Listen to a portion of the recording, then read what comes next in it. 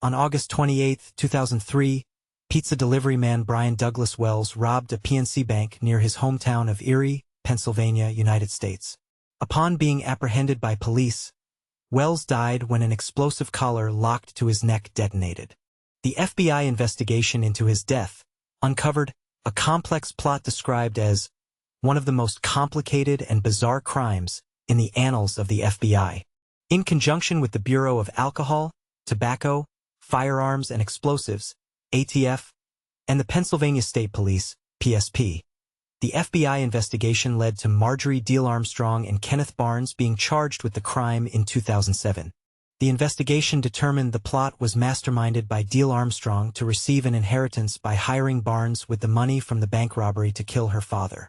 William Rothstein and Floyd Stockton were also found to have conspired in the crime, but Rothstein died before being charged and Stockton was granted immunity in exchange for testifying against Diehl Armstrong. Diehl Armstrong was sentenced in 2011 to life imprisonment without the possibility of parole, and Barnes received a reduced sentence of 22 plus 12 years in exchange for testifying against Diehl Armstrong. Both died in prison. Wells' involvement in the plot is a matter of controversy. Investigators concluded Wells was a willing participant in the robbery, but was told the bomb was fake. Wells' family said he was forced to rob the bank by the conspirators.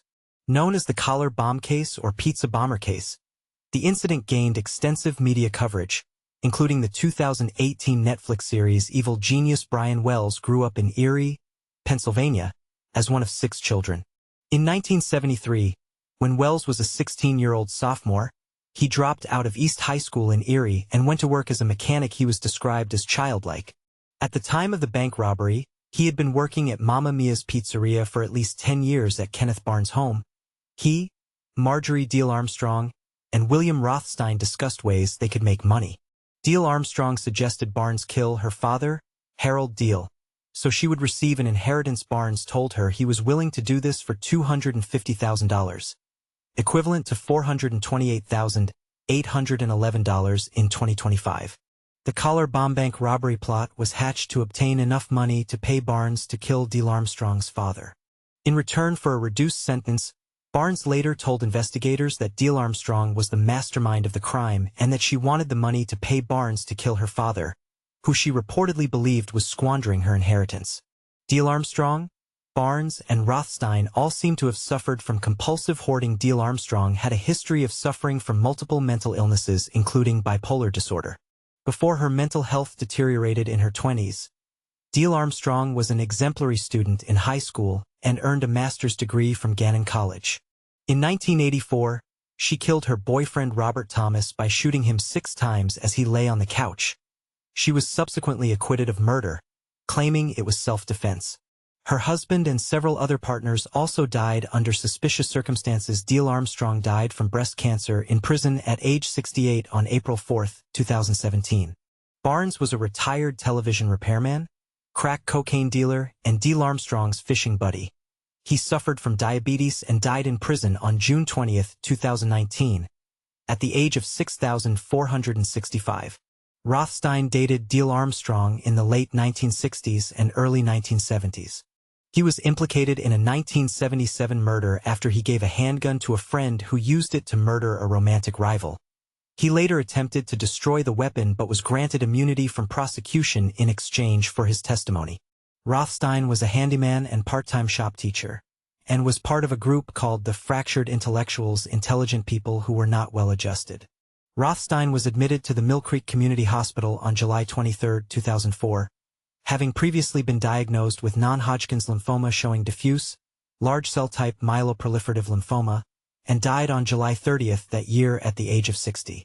Rothstein was the putative creator of the collar bomb. Floyd Stockton was a convicted rapist of a disabled teenager and lived as a fugitive at Rothstein's house. He was granted immunity for his testimony against Diehl Armstrong, but was never called to testify in court due to illness. Stockton died of acute respiratory failure in Bellingham, Washington at the age of 7,475. His death was ruled accidental. Immediately after his death, investigators searched Wells' house and found a list of people he knew, which included the names of 2 prostitutes unknown to other members of his family. One of the prostitutes he frequented knew Kenneth Barnes, who dealt crack and whose house was used by prostitutes. According to law enforcement reports, Wells participated in the planning of the bank robbery the day before and was aware of the complex plot. He believed the bomb would be fake but would serve as exculpatory evidence if he were caught. According to an FBI affidavit, 2 witnesses confirmed that Wells talked about the robbery about a month before it occurred. Wells was seen leaving Rothstein's house the day before the incident, and investigators believe he participated in a rehearsal. It was believed Wells was killed to reduce the number of witnesses. Wells' family and friends dispute his involvement in the bank robbery and his own death. According to them, Wells was accosted at gunpoint and forced to wear the bomb.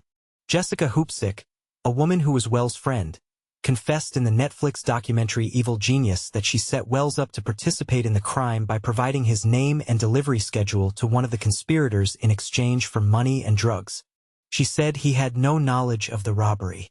The bomb used in the killing consisted of a hinged collar that worked like a large handcuff to go around the neck, for keyholes that went under the chin, and a rectangular housing containing 2 pipe bombs and 2 kitchen timers. One electronic timer hung down over the chest. The device had several decoys, such as unconnected wires, a toy cell phone, and deceptive warning stickers. For 10 years, Wells worked as a pizza delivery driver at the Mamma Mia's Pizzeria in Erie until his death just after 1:30 p.m. on August 28, 2003. The pizzeria received a call from a payphone at a nearby gas station.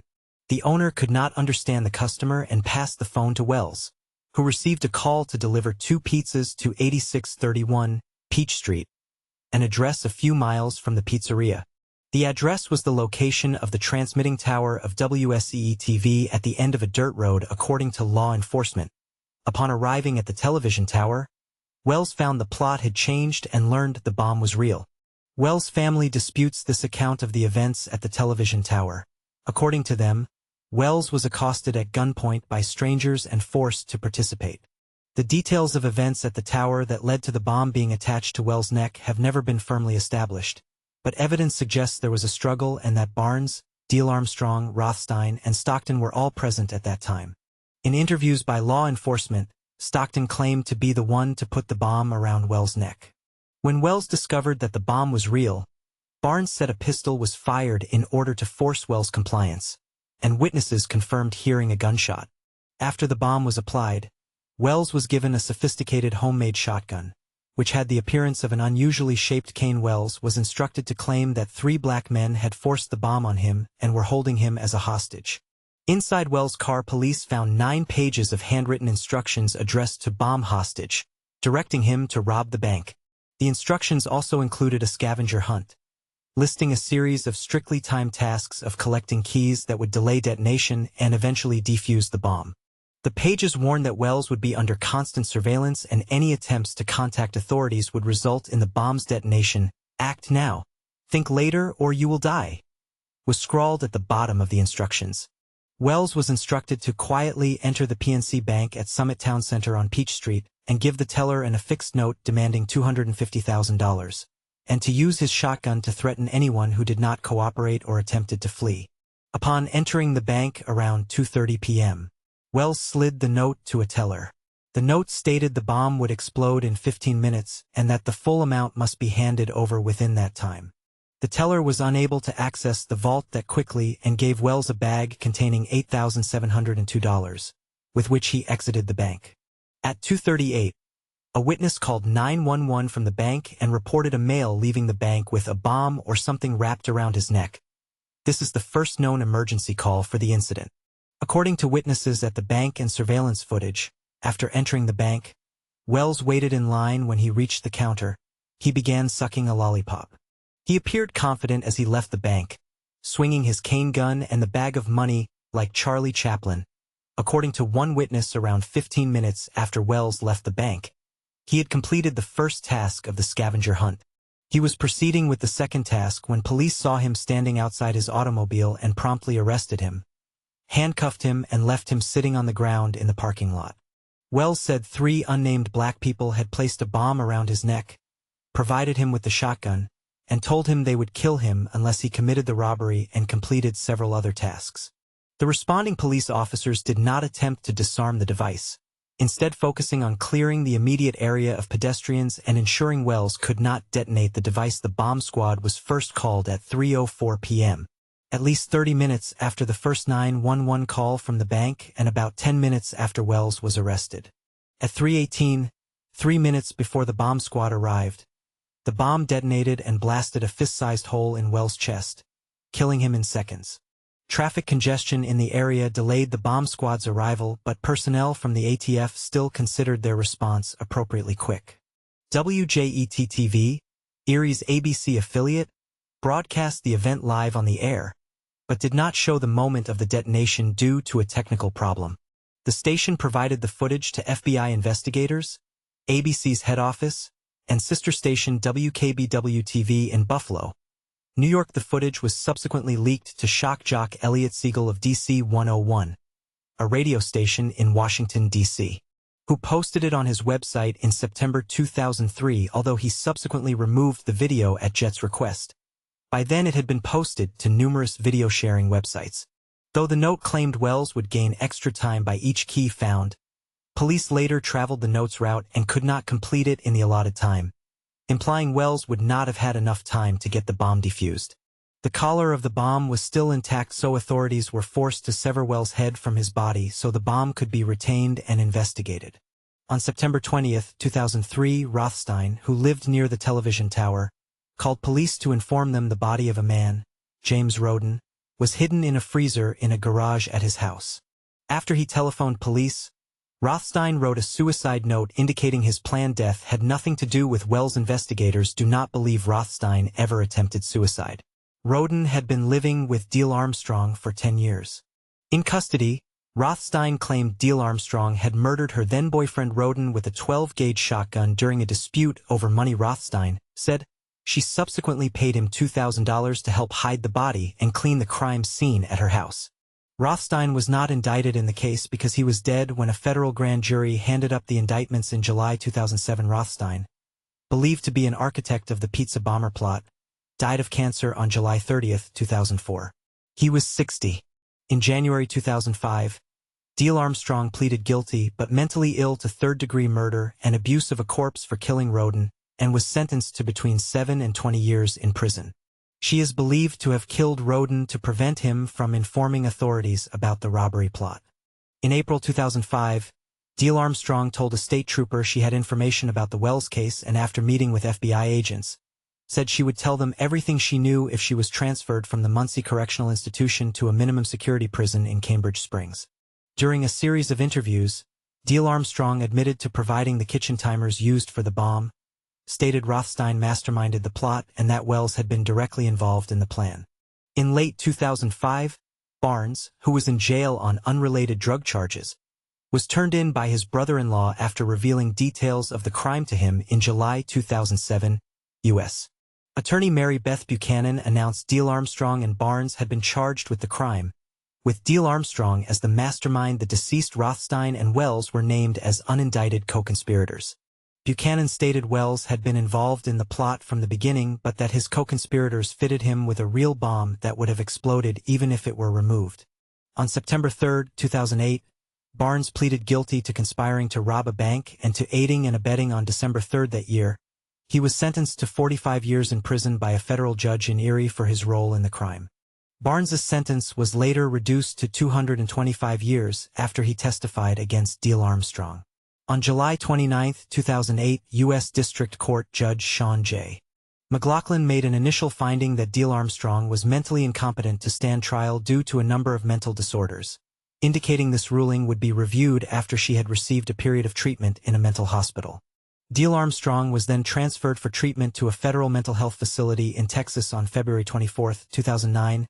Judge McLaughlin scheduled a hearing for March 11, 2010, to determine whether Diehl Armstrong was now competent to stand trial. On September 9, the judge determined she was now competent. In October 2010, Diehl Armstrong took the stand to testify on her own behalf as part of her defense. She asked for a change of venue, arguing extensive media coverage of the case prevented her from receiving a fair trial in Erie. Judge McLaughlin denied this request, noting while the allegations were unusual, the coverage as a whole has been about as factual and objective as it could be under the circumstances. On November 1, 2010, Neil Armstrong was convicted of armed bank robbery, conspiracy to commit armed bank robbery, and of using a destructive device in a crime. On February 28, 2011, she was sentenced to life in prison, to be served consecutively with the prison term imposed in 2005 for killing Roden in November 2012. The Court of Appeals for the Third Circuit affirmed her conviction. In January 2013, the U.S. Supreme Court denied her petition for certiorari, declining to hear her case. In December 2015, Neil Armstrong lost a second appeal of her conviction. In 2018, Jessica Hoopsick admitted to her involvement in the plot. Melissa Chan of Time wrote, Hoopsick says a conspirator approached her to find a gopher who could be scared into robbing the bank. In the 2018 documentary Evil Genius, Hoopsick identifies the conspirator as Barnes and alleges she recommended Wells, whom she described as a pushover. Admitting to setting up Wells in exchange for money and drugs, Hoopsick expressed regret for her role and said Wells had no advance knowledge of the robbery. ATF agent Jason Wick stated Hoopsick was uncooperative in 2003 and that authorities always believed that knew more about the case. However, Wick also expressed concern Hoopsick might not be a credible witness. As the case continued to develop, the investigation garnered national media coverage in America less than 2 years since the September 11th attacks. Many at first believed the incident to be terrorism-related. Fox's America's Most Wanted featured the story 3 times and publicized newly released evidence in hopes officials could obtain new clues in the case due to its novelty and complexity. The story retains a fascination for many people. The January 2011 issue of Wired magazine covered the story in 2012. Investigator Jerry Clark and journalist Ed Palatella published Pizza Bomber, The Untold Story of America's Most Shocking Bank Robbery, a true crime book detailing the events. In May 2018, Netflix released Evil Genius, The True Story of America's Most Diabolical Bank Heist, a documentary series about the case. A collection of news articles that reported developments in the Wells story was analyzed in a scientific study of information novelty. The 2011 American comedy film 30 Minutes or Less depicts a pizza delivery man being forced to wear a bomb vest and rob a bank, with the mastermind seeking the money to hire a hitman to kill his father and receive his inheritance. The film's similarity to the Wells case was criticized by Wells' family, but Sony Pictures Motion Picture Group said the cast and crew were not aware of the Wells case and the screenwriters were only vaguely familiar with it.